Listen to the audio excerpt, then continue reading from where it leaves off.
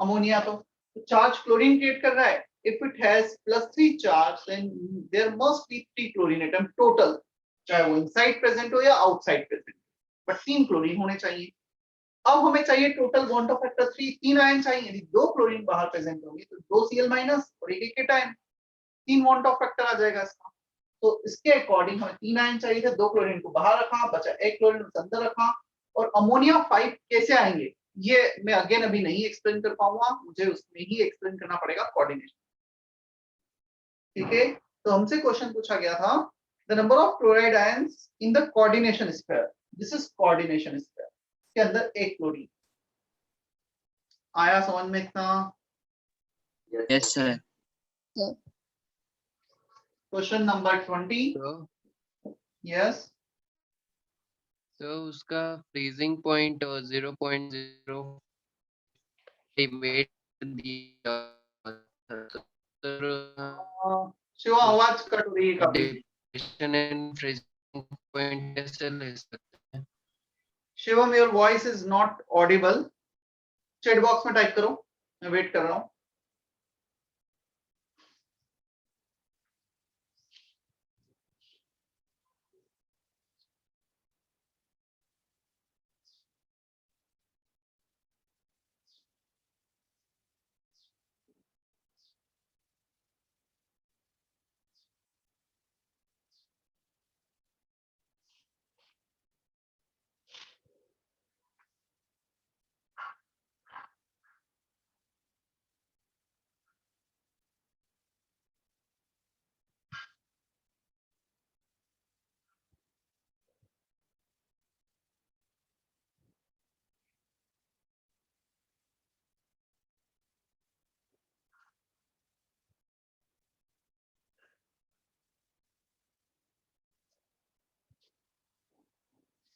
Zero 0.000558 को depression कैसे लिया, वो तो फ्रीजिंग पॉइंट है.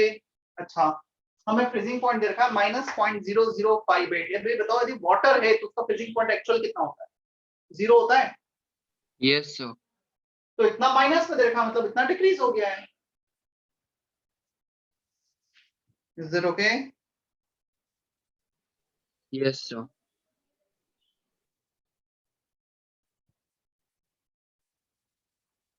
Next question.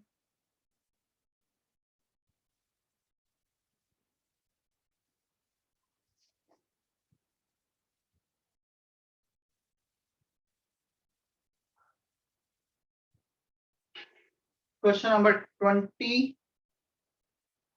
Pure water freezes at 273 Kelvin in 1 bar. The addition of 34.5 gram of ethanol to 500 gram of water changes the freezing point of the solution. Use the freezing point depression constant of water. This. The figure shown below represent plot of vapor pressure versus temperature. Freezing point बताना है हमें. ये तो पक्का है कि freezing point depress होगा, water ऊपर आएगा. तो ऑप्शन ए या ऑप्शन बी में से एक होगा. क्या इतना हमें समझ में आता है? सी और डी तो ऑप्शन में ही नहीं है. ये ग्राफ हमने ड्रॉ किया है डिप्रेशन. सर ये नहीं समझा. Depression and freezing point heading निकालो लेक्चर नोट्स में और देखो ग्राफ कैसा ड्रॉ किया गया है. अच्छा बताओ, टेम्परेचर बढ़ने के साथ वेपर प्रेशर बढ़ता है या कम होता है?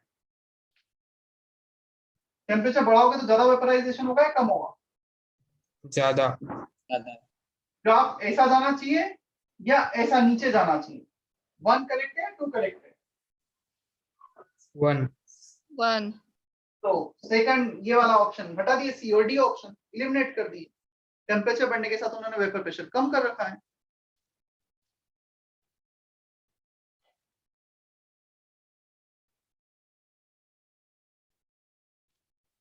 Is it okay? हाँ सर.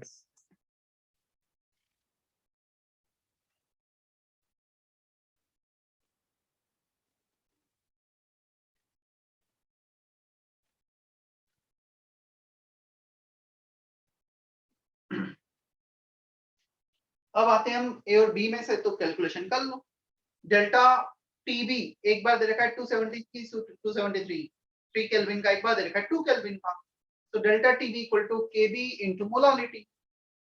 कैलकुलेशन करके देखो, डेल्टा टीबी 2 आ रहा है, 3 आ रहा है, 2 आ रहा है तो सेकंड ऑप्शन, 3 आ रहा है तो फर्स्ट ऑप्शन। हो जाएगा अभी ये क्वेश्चन? हाँ सर हो जाएगा। चलो इसके बाद था फिर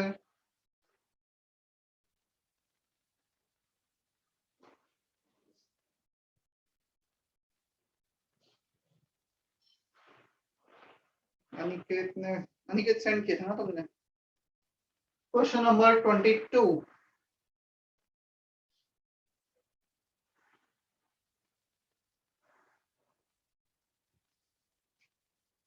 Question number 22.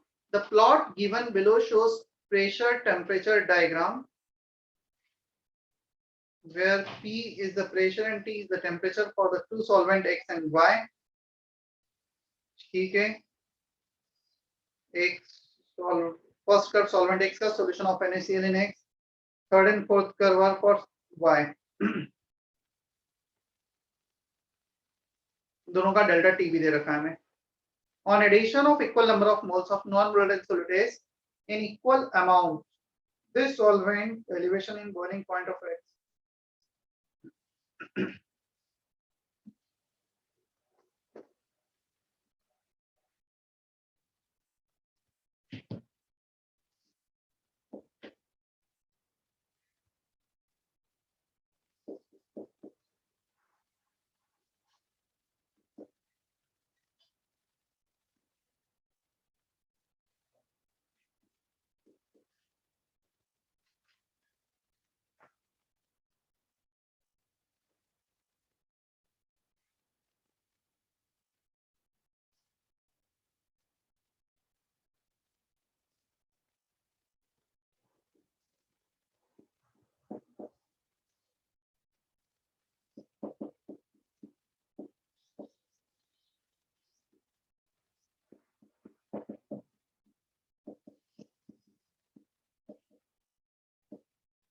सबसे पहले तो जो ग्राफ देखा है उसमें ये फॉर्मूला लगा है delta T B equal to K B into molality. दोनों आइसोमोलाल ग्राफ हैं.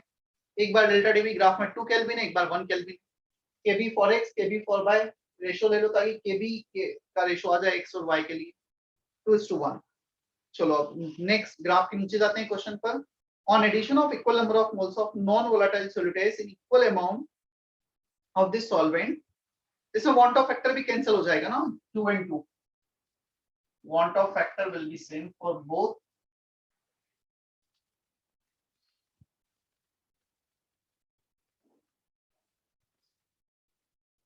Is amount, the addition of equal number of moles of non-volatile is in equal amount of this solvent, the molality same है. Elevation in boiling point of X is 3 times of that of Y. So delta TB for X is 3 times of delta TB for Y.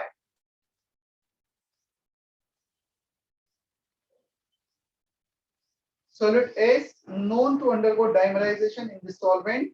If degree of dimerization is 0.7 in Y, then the degree of dimerization in solvent X. Dimerize over 2A giving A2. 1 minus beta will give beta by 2. Want of factor this plus this. चलो इसका iota X का हमें degree of dimerisation बताना है. 1 minus beta by 2 iota. Kb for X, molality same है, 3 times of इसका degree of isomerisation दे रखा है 0.7. 1 minus 0.7 by 2, इसका he want Hoff factor 1 minus beta by 2 होगा, बट इसका बीटा दे रखा है. Kb for Y into molality, molality cancel, ये बीटा के लिए सॉल्व करना है. Kby upon Kbx, ये हो जाएगा 1/2.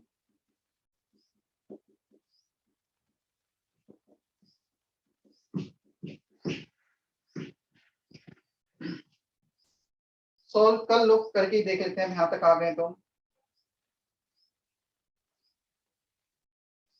1.5 into 0.65 minus 1 into 2, आंसर आ रहा है 5%, 0.05. क्या दे रखा है इसका आंसर? 0.05 आ रहा है एग्जैक्टली. क्या दिया है आंसर? हाँ सर सही है। वही है। हाँ सर। मैच कर रहा है ना?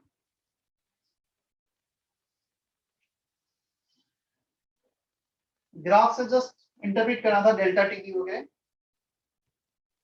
कुछ डाउट है तो क्लियर करो अभी।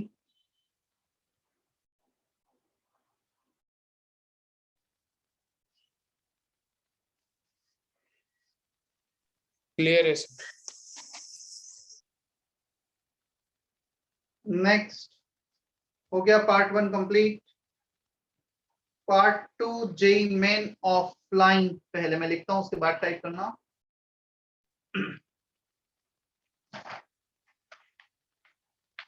मेन ऑफलाइन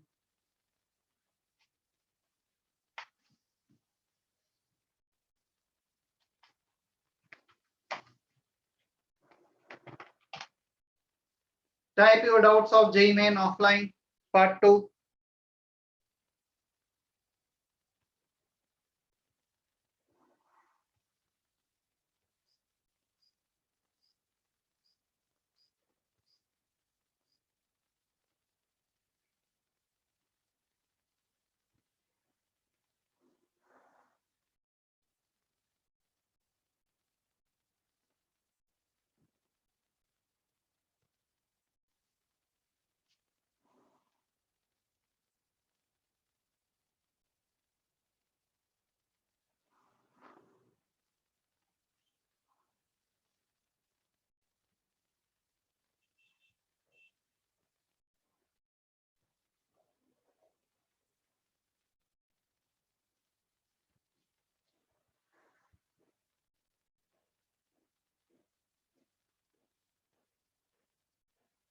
दो क्वेश्चन आए, question number 19 and 18।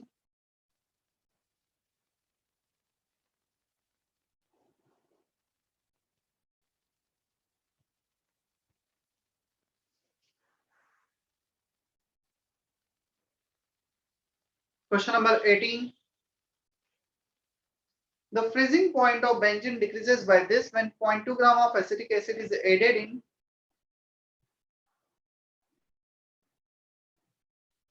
to 20 gram of benzene.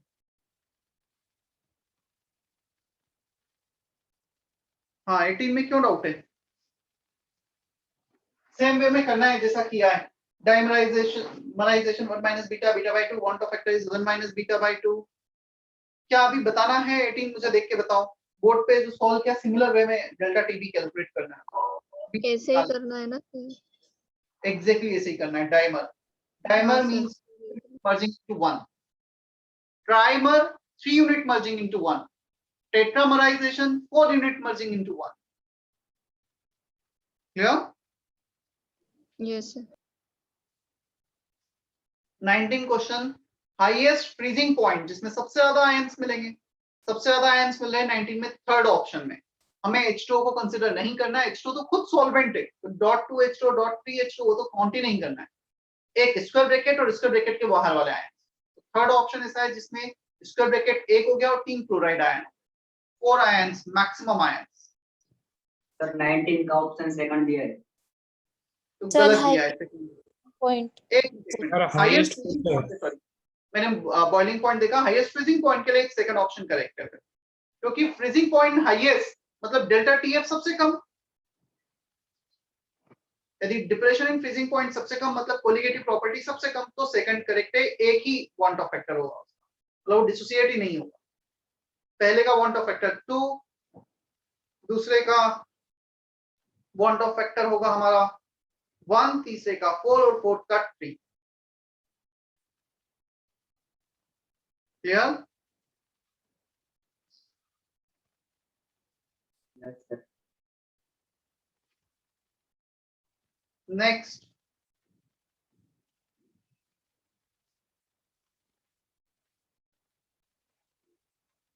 Sir fourth वाला एक बार बता दीजिए। कौन सा वाला? फोर्थ वाला ऑफलाइन में। फोर्थ ऑफलाइन, फोर्थ क्वेश्चन ना? हाँ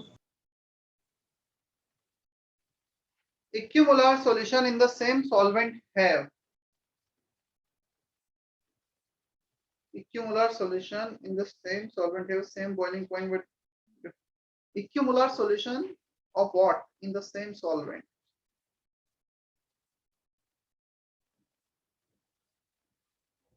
Question complete same freezing point but different boiling point, same boiling and freezing point, different boiling and freezing point. क्या question? equimolar solutions sir solvent के इक्वल मोल्स लेने बोले, solute के। और solute कुछ भी हो, सेम सॉल्यूट है तो same freezing point and boiling point. But question मुझे ऐसा लग रहा है थोड़ा सा इनकम्प्लीट है। चलो मैं सेम सॉल्यूट मान लेता हूँ, answer will be 3। Equimolar same concentration है, मतलब same freezing point same boiling point. If solute is also same, जो मेंशन नहीं है वो मैंने एज्यूम किया है। हाँ सर, ओके सर।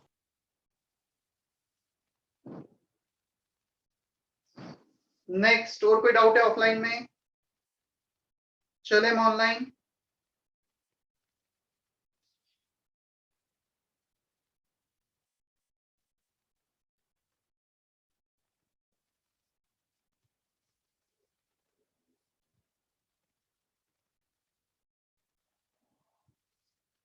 हाँ मैं टाइप करता हूँ ऑनलाइन, उसके बाद लिखना तुम।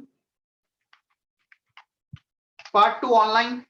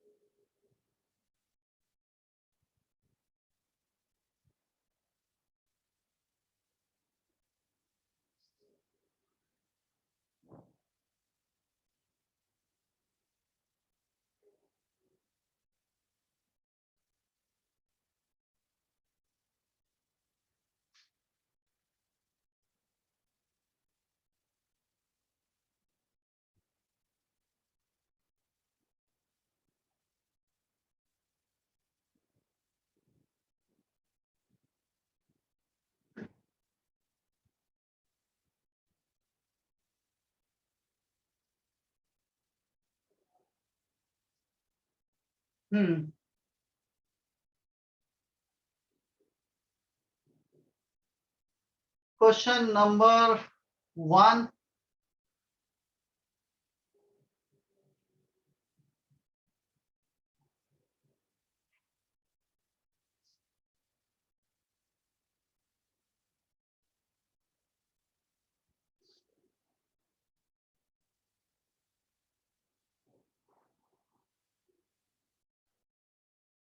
क्वेश्चन नंबर 1 किसका डाउट था? सार्थक। Choose the correct statement with respect to the vapor pressure of a solid among the following: increases linearly with the increase in temperature, increases non-linear with the increase in temperature, decreases linear with increase in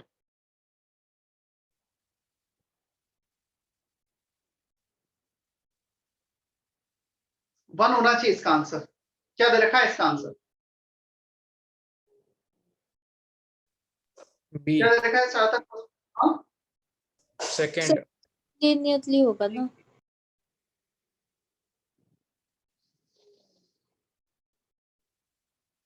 अच्छा liquid है, हाँ, the respect to vapor pressure of a liquid increases non-linearly, sorry, increases exponentially with the temperature. Linear दे रखा है यहाँ पे, increases exponentially with the temperature, non-linearly with the temperature. Second is correct. मैंने उसको exponentially की linearly मतलब ध्यान नहीं दिया. Exponentially increase होता है, इसका exactly relation भी होता है हमारे पास, P equal to P naught e to the power minus something delta H by RT, ये relation होता है वैसे. Clausius-Clapeyron equation लिखाई थी मैंने. हाँ हाँ सर। ठीक है, फर्स्ट के बाद question number 10.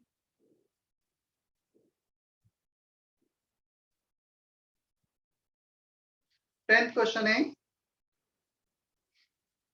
2 5 molar solution are prepared by dissolving a non-electrolyte non-volatile solute separately in the solvent X and Y. The molecular weight of the solvent are mx and y respectively. Mx equal to this. The relative loading of vapor pressure of the solution in X is m times of that y, given that the number of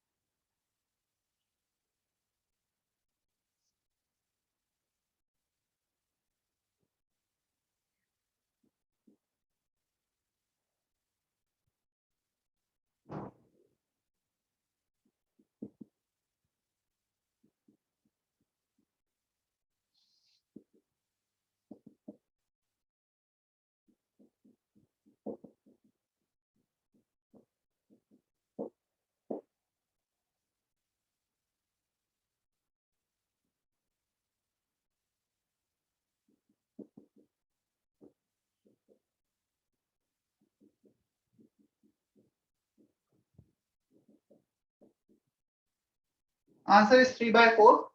Mx equal to 3 by 4 my दे रखा है. Delta P upon P naught for X is small m times of y. इसको लिख सकते हैं mole fraction of solute.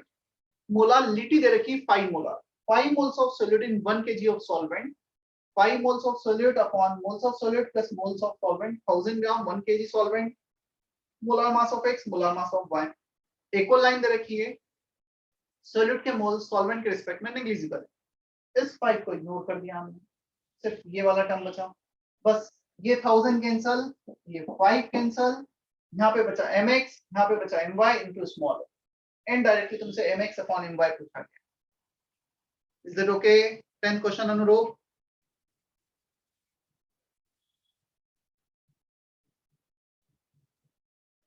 इसके बाद था 16 from निशान. The freezing point of a diluted milk sample is this, while it should have been this for pure milk. How much water has been added to pure milk to make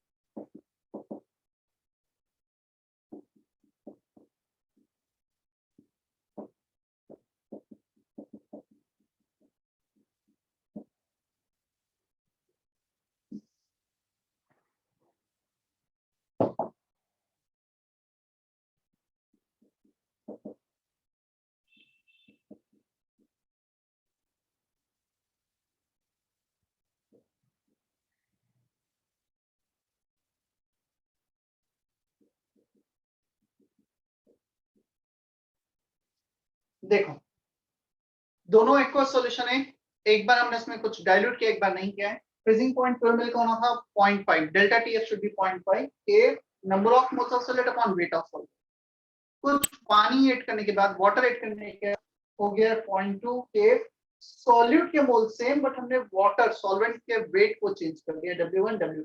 actual इतना होना चाहिए था but है इतना। So W1 आ रहा है 5/2 times of W2, मतलब final weight of solvent should be 5/2 times of W2। Clear? तो चेक कर लो, फाइनल वेट मतलब final cup should be 5/2 times of this. किस ऑप्शन में मैच हो रहा है? मतलब पहले यदि इसको ऐसे कर लो या तो चलो एक काम करो, इसको 1 कप रख लेते हैं इनिशियली। क्लियर? यदि 1 कप है 1 यूनिट ले लो तो फाइनली 5/2 यूनिट 1 2.5 टाइम्स हो जाना चाहिए फाइनली। मतलब पहले वाला जो मिल्क है उसका यदि हम 1 ले रहे हैं तो फाइनल प्लस इनिशियल मिल्क के 5/2 2.5 होना चाहिए, मतलब रेशियो 2.5 आना चाहिए। तो total amount in cups upon initial pure milk should be 2.5। Answer 4 match कर रहा है। Finally 3 cups of water add किए 2 कप्स ऑफ मिल्क में, टोटल 5 कप हो गए अपॉन 2 कप 5/2। समझ पा रहे हो नहीं पा रहे हो इसको? हाँ सर समझ गए। Yes sir. Sir yes sir इसमें भी हम मिल्क को एज अ सॉल्यूट ट्रीट करेंगे। Milk is a solution in which solute is present, उसमें पानी ऑलरेडी है। Milk is a colloidal solution of proteins in water. वो एक टाइप का सॉल्यूशन ही है जिसमें प्रोटीन्स वाटर में एडेड होते हैं। मिल्क में ऑलमोस्ट 80-85% वाटर का ही कंटेन होता है, जिसको हम हीट करते हैं तो वाटर वेपराइज भी तो हो जाता है। प्रोटीन पार्टिकल वेपराइज नहीं होते, non volatile solid particle vaporise नहीं। Is it okay? Yes sir. 16 के बाद यहां पर है फिर क्वेश्चन नंबर 21 एंड 22।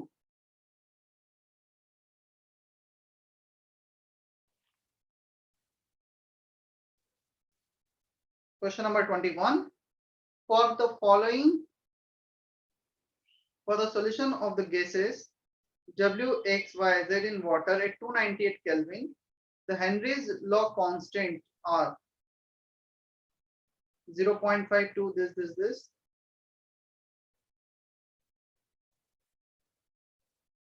चलो Henry's constant दे रखे हमें 4 केसेस के लिए। The correct plot for this, partial pressure को इधर लिया है, मोल फ्रिक्शन को इधर लिया है हमने, और रिलेशन है हमारे पास pressure equal to Henry's constant into x।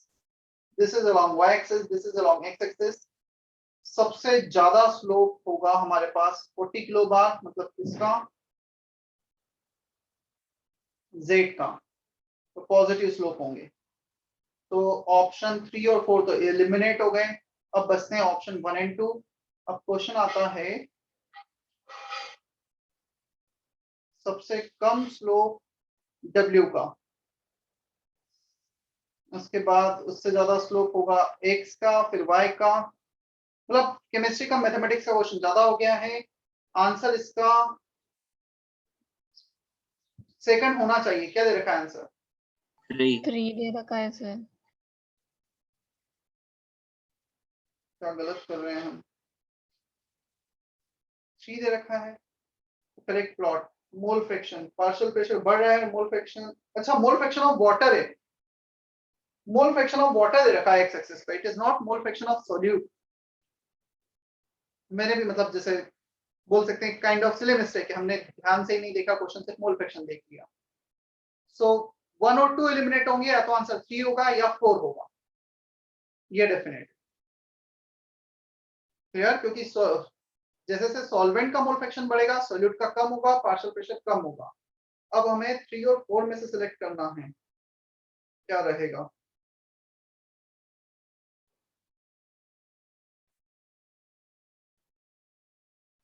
So pressure equal to kH, mole fraction of solute की जगह मोल फ्रैक्शन ऑफ सॉल्वेंट कर देते हैं हम इसको, x dash T equal to KH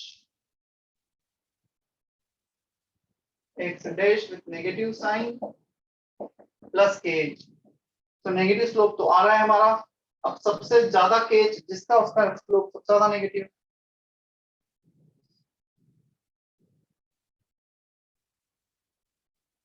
Z का स्लोप सबसे ज्यादा नेगेटिव आएगा, फिर Y का, फिर X का और W का सबसे कम नेगेटिव। तो वहां पर है ना फोर्थ ऑप्शन में तुम थोड़ा सा यदि उसको देखोगे, X का स्लोप ज्यादा नेगेटिव दे रखा है Z और Y से, which is not correct। सबसे ज्यादा नेगेटिव स्लोप आएगा Z का, देन Y, देन X और W का सबसे कम। वहां पर X का स्लोप ज्यादा नेगेटिव दे दिया है Z और Y से।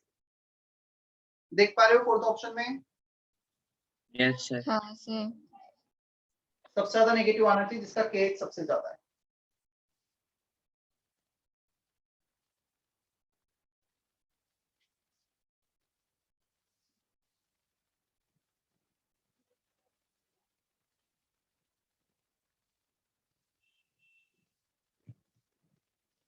(22)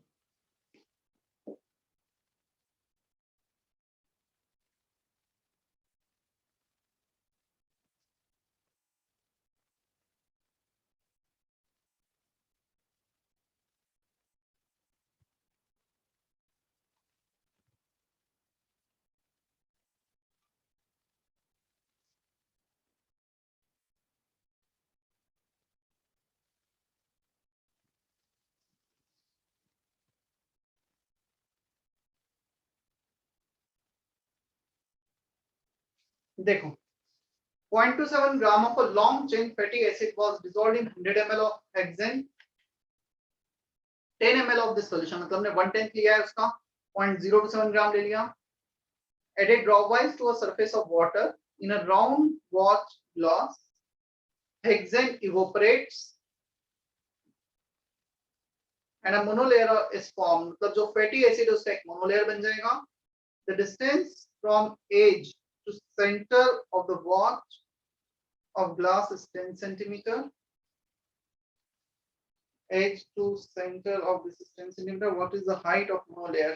ये केमिस्ट्री का कम और थोड़ा सा मैथमेटिक्स का क्वेश्चन ज्यादा हो गया है।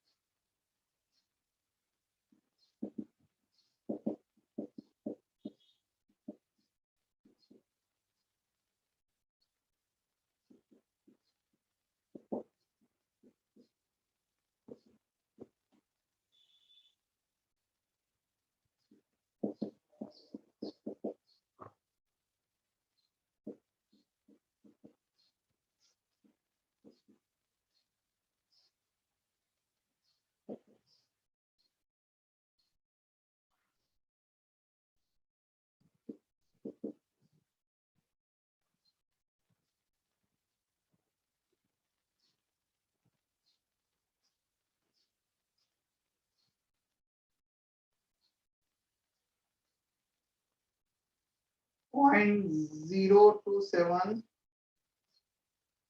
divided by 270।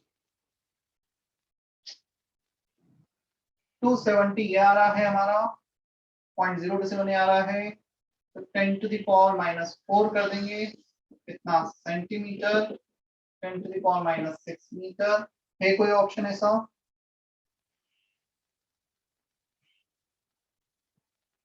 सेकंड ऑप्शन आ रहा है,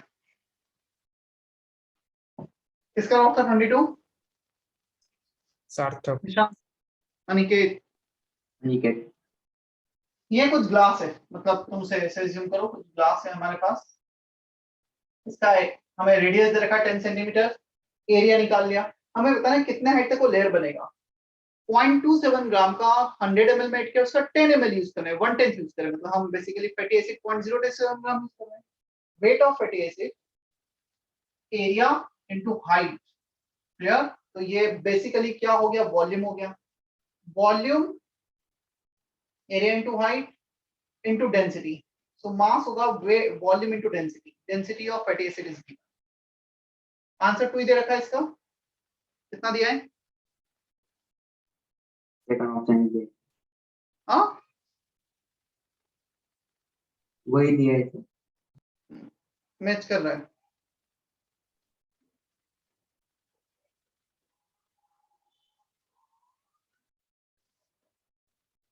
क्लियर है?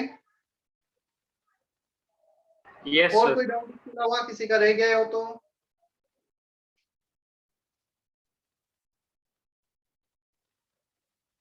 क्या यहाँ तक क्लियर है सभी को?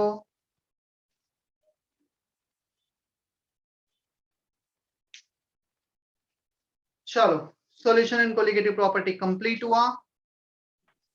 सर यस, सर वो जब कोई डाइल्यूट सॉल्यूशन होता है तो हम molarity is equal to molarity वो ऐसा बोलते हैं, तो वो सभी के लिए एप्लीकेबल है का? कोई एक्सट्रीम पोजीशन है वो उसके लिए वो? देखो लिक्विड सॉल्यूशन में यदि कहीं आ रहा है और हमें मोलालिटी की का रिक्वायरमेंट और नहीं दे रखा है, मोलारिटी दे रखी है, तो उसको तो मोलालिटी इंटरप्रेट कर सकते हो, कोई प्रॉब्लम नहीं। बट यही question concentration conversion mole concept में आ रहा है तो फिर नहीं कर सकते। मतलब डिपेंड करता है क्वेश्चन में वो किसको एम्फसाइज करना चाहते हैं। यदि वो चाहते ही कि तुम्हें कंसंट्रेशन टर्म पता है या नहीं पता है, वो इस टाइप का कुछ क्वेश्चन फ्रेम किया है, तो फिर हम यूज नहीं कर सकते हैं। क्लियर? और डाइल्यूट सॉल्यूशन है, और वो स्पेशली लिक्विड सॉल्यूशन ऐसा चैप्टर है जहां पर हमें कुछ बहुत ज्यादा डिफरेंस नहीं आता, तो हम ले लेते हैं। ठीक है? Yes sir. क्वेश्चन कैसे फ्रेम किया गया है, कितनी इंफॉर्मेशन दी गई है, उस पर डिपेंड कर जाता है काफी बार। 11-10 हो गए हैं, क्या करना है? नया चैप्टर सॉलिड स्टेट स्टार्ट करें या कोऑर्डिनेशन करें? प्लानर के अकॉर्डिंग तो कोऑर्डिनेशन है वैसे। Solid state. क्यों? Sir, coordination. केमिकल बॉन्डिंग पूरा रिवाइज नहीं हुआ है। क्या Yes, रिवाइज sir. नहीं हुआ है? Chemical bonding. तो कर लो, कितना टाइम लग रहा है? मैं आज नहीं स्टार्ट कर रहा हूँ, 15-20 मिनट बचे हैं, 20 मिनट बचे हैं, मैं आज तो नहीं कर रहा हूँ स्टार्ट, नेक्स्ट लेक्चर से करते हैं। बट कोऑर्डिनेशन ही करते हैं हम, सिलेबस के अकॉर्डिंग जाते हैं, फिर टेस्ट वगैरह होंगे तो प्रॉब्लम आएगी नहीं। तो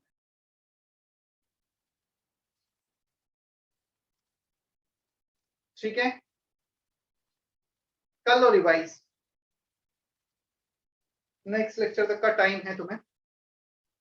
अच्छा चैप्टर है, बहुत यूजफुल चैप्टर है, काफी वेटेज वाला चैप्टर है coordination.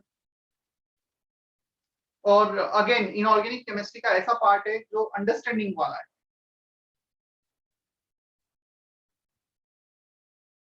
Sir yes, chemical bonding के कौन कौन से टॉपिक उसमें काम आएंगे? वीबीटी आएगा, इलेक्ट्रॉनिक कॉन्फ़िगरेशन आएगा, एटॉमिक स्ट्रक्चर का काम, हाइब्रिडाइजेशन, इतना पढ़ लेना बस। वीबीटी, हाइब्रिडाइजेशन, ये ज्यादा इंपॉर्टेंट है उसमें, जो ज्यादा काम आएगा। क्लियर? हाँ सर। अनुरूप का क्वेश्चन है, ऑफलाइन कब स्टार्ट होगा? अब ऑफलाइन का तो इसका आंसर मैं क्या दूं, कब होगा? मतलब केसेस कम होते तो शायद इस वीक से ही हो जाता, बट अभी तो 31 मार्च तक का बोला गया है कि क्लासेस नहीं होंगी। 31 मार्च, उसके बाद क्या सीन होता है पता चलेगा। मतलब इवन मुझे भी नहीं पता, अभी मैं कैसे बता पाऊँ।